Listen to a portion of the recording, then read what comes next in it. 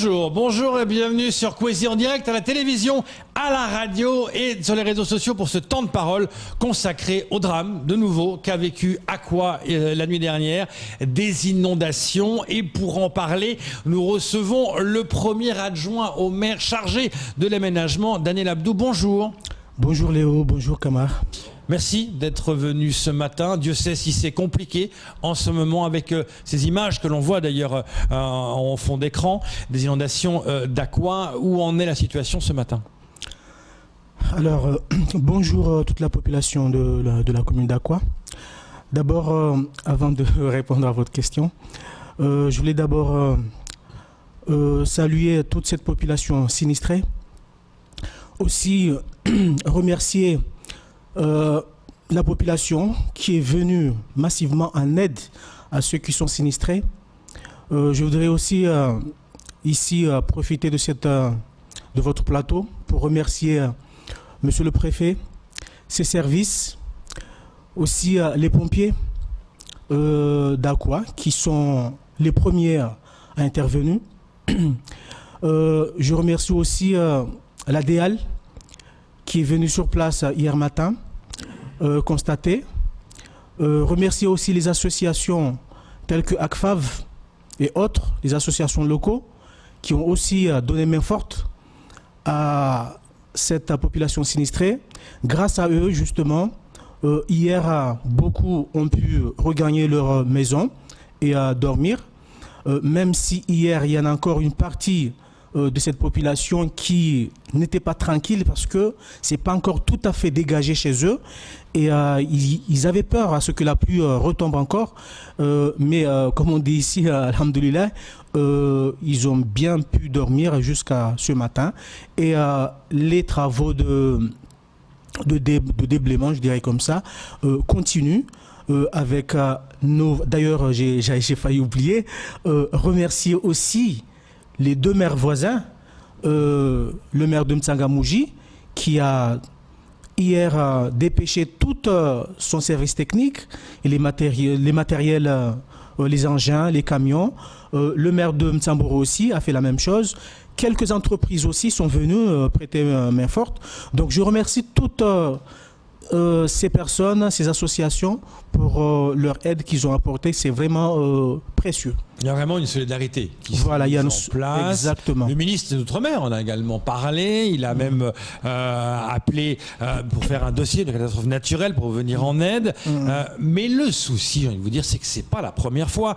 On n'est pas malheureusement surpris par ce qui est arrivé. J'ai l'impression que c'est du déjà vu. Pourquoi ça arrive encore ? Pourquoi les choses n'ont pas été faites pour éviter de nouveau ça ? Tout à fait, je suis d'accord avec vous. D'ailleurs, ce quartier du bas, là, c'est un ancien mangrove qui était là. Donc, c'est tout simplement la nature qui veut reprendre ses droits, tout simplement. Donc, il fallait s'y attendre. Effectivement, en 2014, il y a eu le cyclone Hélène qui a fait aussi dégâts, mais pas aussi conséquents que celle-ci. Mais quand même, il fallait s'y attendre. Donc oui, il y a eu des travaux, il y a eu des études, mais malheureusement, on constate que les travaux qui sont faits ne répondent pas à la réalité. D'ailleurs, il y a un schéma le SDAGE, schéma en fait pour l'étude sur les cours d'eau. Donc cette étude-là, on s'est rendu compte vite parce que la semaine dernière, il y a 2 semaines, il a plu.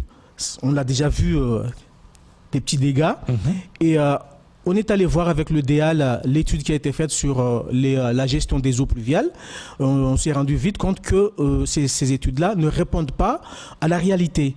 Donc là, tout de suite, on avait déjà anticipé pour refaire les études encore, mais rapidement cette fois-ci, pour répondre vraiment à la réalité. Parce que la réalité, c'est justement de pouvoir faire des aménagements tout en combinant avec la mangrove qui est là, avec tout ce problème qui est là. C'est pas facile de combiner les deux. Est-ce qu'on peut y arriver ? En fait, le village, c'est comme une cuvette. Sure. Il y a 3 grands cours d'eau qui crée cette inondation.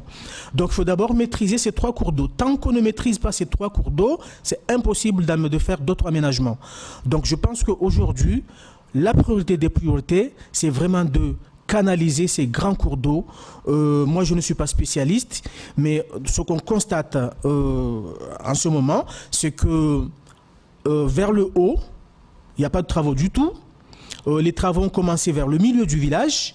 Et puis, plus on descend, plus ça se rétrécit.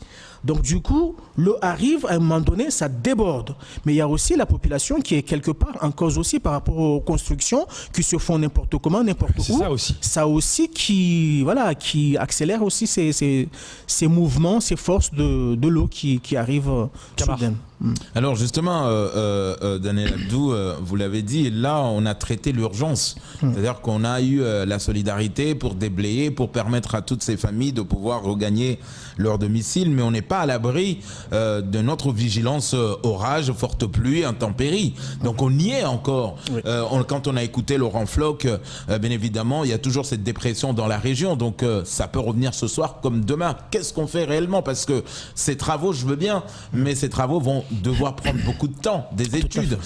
Aujourd'hui, même si on classe le phénomène en catastrophe naturelle, mais le temps de déployer les moyens, le temps de tout revoir, la copie, qu'est-ce qu'on fait en attendant? Puisque ces familles ne sont pas encore à l'abri, ils ont regagné leur domicile. Et si ce soir, on revit les mêmes intempéries, qu'est-ce qu'on fait?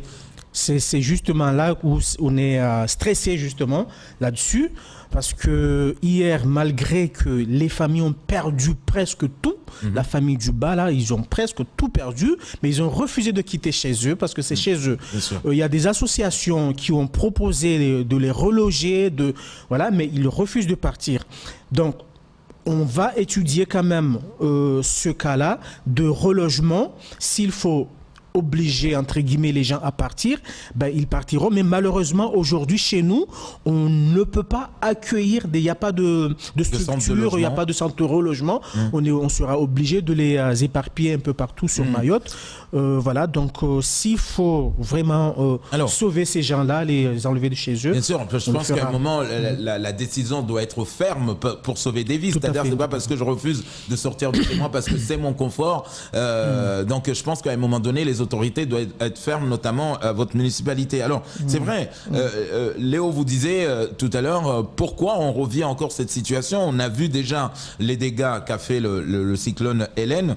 On sait qu'aujourd'hui, les équipes, la municipalité a changé, c'est plus la même politique, c'est plus les mêmes personnes. Donc, mais est-ce qu'on a quelque part sous-estimé le phénomène, on a sous-estimé le dossier, on a donné la priorité à d'autres dossiers de la municipalité d'Oakwa plutôt que ce phénomène naturel? Je ne pense pas qu'on a sous-estimé, puisque justement le service, le CD, le conseil départemental avec son service foncier, l'EPFAM, avec l'équipe sortante, ils sont en train de faire, l'équipe sortante avec l'EPFAM ont commencé à faire une étude sur l'aménagement global de la commune. Cette étude n'est pas encore terminée. Normalement, si tout va bien, on doit le terminer au mois de mars, normalement. Donc, je ne dirais pas qu'il y a eu Voilà, on n'a pas sous-estimé. Voilà, on n'a pas sous-estimé, mais il y a des travaux qui se font. Justement, on a vu, par exemple, la commune de Dembéni avec la préfecture qui ont équipé les mosquées avec des sirènes d'alerte. Oui. Est-ce que là aussi, c'est quelque chose dont vous allez y penser? Parce que dès qu'il commencera à pleuvoir aussi, le Météo France nous communique une vigilance forte pluie ou orage. Est-ce que là, la mairie peut déployer la sirène pour dire aux gens on se réfugie vers un plateau? Oui, en fait, un truc comme ça. On a un centre de pompiers chez nous. Le sirène est déjà installé, mais il est vrai qu'on n'a pas encore fait des essais, mais c'est déjà sur place. Alors on sait que c'est le bas qui a été plus touché, il y a des écoles qui ont été touchées, des villages qui sont inatteignables, des routes qui sont impraticables. Combien de temps ça va prendre pour remettre tout ça d'équerre? Moi, je ne suis pas technicien. Non, mais bon, je dirais, à un moment donné, il va falloir agir. Là, En tout cas, le préfet, il était venu, la DEAL était venue. Tout le monde s'est rendu compte qu'il faut vraiment que déjà cette population quitte ce quartier du bas, parce qu'à chaque fois, ça va revenir. Donc, il faudrait quoi? Que tout le monde s'en aille puis qu'on repense complètement? Soyons fous. On repense tout, on rase, on reconstruit quelque chose de solide. Est-ce qu'on peut pas imaginer un truc comme ça qui soit peut-être radical, mais au moins dire voilà, c'est chaque fois le bas qui est chopé, faisons quelque chose avec le bas, je sais pas. Hein. Alors, refouler tout ce monde-là d'un coup comme ça, je ne pense pas que ça pourrait se faire ainsi.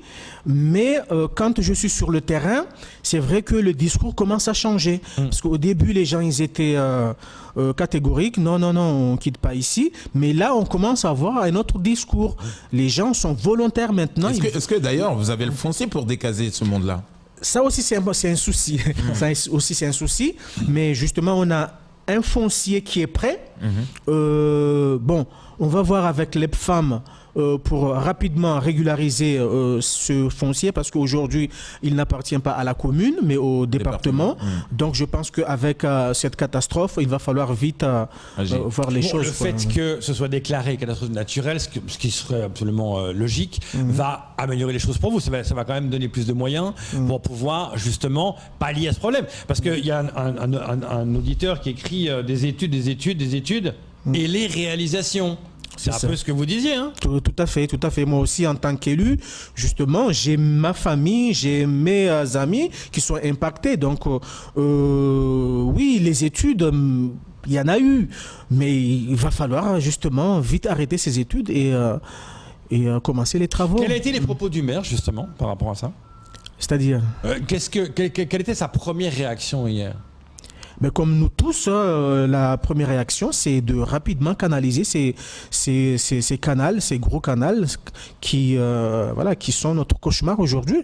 Donc, tant qu'on n'arrive pas à canaliser ces cours d'eau, c'est pas possible. Quoi. Donc maintenant, en fait, ce qu'on peut comprendre, c'est que la source du problème, si j'ose dire, elle est connue. Ce sont ces fameuses rivières qui arrivent, etc. C'est trois.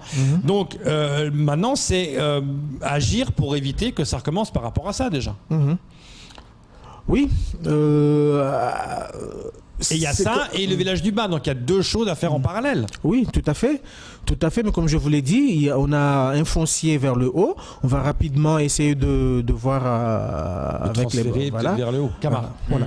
Alors justement, c'est vrai qu'hier on parlait de 200 familles touchées, en tout cas dans cette partie. Quel est le moral ce matin avec ceux qui ont perdu? Est-ce que la mairie, là aussi, va déployer un peu de moyens pour aider ceux qui ont perdu quand même du matériel assez important, assez cher, pour pouvoir comment reprendre une vie normale, si j'oserais dire, toujours en situation d'intempérie, on ne sait jamais. Tout à fait. En fait, hier, on a fait le recensement, on a eu 225, mais c'est pas fini. Parce qu'on a travaillé jusqu'à tard, on a dit on arrête, donc on va continuer aujourd'hui. Oui, on a pensé surtout parce que il y a eu beaucoup de pertes matérielles, tels que les frigos, les habits, tout ça c'est parti, mais il y a aussi le manger. Donc là, le maire, il a dit il va faire un geste fort, ce côté-là, d'urgence, comme des bons d'achat, alimentaires, quoi, dans ce sens-là. Et puis par la suite, on va voir avec le département et l'État s'il y a moyen de donner les frigos et voilà tout le matériel. Il y a aussi un point très important que je soulignerai. Aujourd'hui, les enfants ne vont pas à l'école. Donc ils ne vont pas à l'école, ils restent à la maison. On a croisé des enfants qui sont en télétravail, je dirais ça, ou en tout cas ils ont des tablettes, ils travaillent avec, ils ont perdu ces tablettes et ces enfants, ils sont fixés là-dessus, mon tablette. Et je pense qu'il faudrait que l'État voit aussi cette situation, le département aussi, on tend la main en tout cas à tous ceux qui peuvent apporter les aides. Agir par rapport à ça. Voilà. Rassurez-nous, monsieur le maire. Rassurez-nous parce que là, c'est quelque chose qu'on a vu. On a vu ce drame il n'y a pas longtemps, du côté de Congo, il y avait l'éboulement où il y a eu 4 morts, notamment une famille tout entière. Est-ce que dans ces zones où ces lits de rivière passent pour arriver dans le côté bas, est-ce qu'il n'y a pas de bangas, de taudis qui sont implantés, qui peuvent aussi être amenés par les eaux? Est-ce que ça aussi c'est un travail qui a été fait rapidement pour dire, bon, à la limite, Dieu merci, on n'a pas de bangas qui ont poussé par là? Oui, les bangas chez nous, il n'y en a pas beaucoup. Mais il y a quand même des maisons en dur qui sont construites sur les rivières. Voyez, donc ça peut être encore plus dangereux que les bangas. Donc c'est pour ça que je disais tout à l'heure que la population a aussi sa part de responsabilité dans leur construction. Il va falloir, quand on veut construire, demander le permis de construire et ne pas construire comme ça parce que ça peut être très dangereux. C'est aussi l'une des raisons pour laquelle il y a ces problèmes-là, ces constructions illégales, etc. On verra. La question en tout cas est posée par rapport notamment aux élèves, par rapport à ces tablettes qu'ils ont perdues. On verra si le rectorat agira également. Merci beaucoup d'être venu ce matin, Daniel Abdou, pour parler des problèmes d'Aqua. Merci Léo, merci Kamar. C'est tout pour ce temps de parole. Tout de suite, la suite de vos programmes.